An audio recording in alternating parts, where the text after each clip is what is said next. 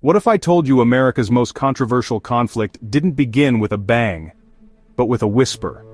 The Vietnam War. It's a name that stirs debate, divides generations, and still echoes through the halls of history.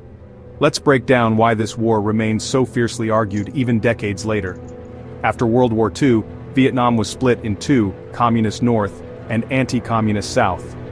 America saw red, literally. The fear of communism spreading across Asia launched the US into a war most Americans barely understood.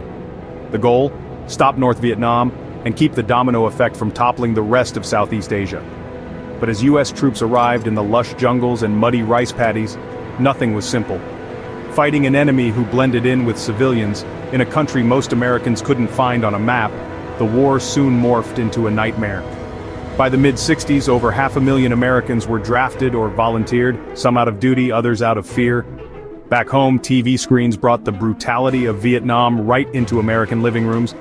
Shocking footage, napalm strikes, burning villages, wounded soldiers, turned public opinion upside down. Young men burned their draft cards. Protesters filled the streets chanting, "Hey, hey, LBJ, how many kids did you kill today?" Even soldiers questioned what they were fighting for. The My Lai massacre, Pentagon Papers, and nightly casualty counts exposed a grim reality. This wasn't the good versus evil story America was sold. By 1973, the US pulled out. 2 years later, Saigon fell. Over 58,000 Americans dead, millions of Vietnamese lives lost, and a nation still split. This time not North and South Vietnam, but right down the middle of American society.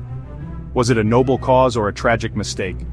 Did America fight for freedom, or stumble into a civil war it never truly understood? That's why the Vietnam War still sparks debate.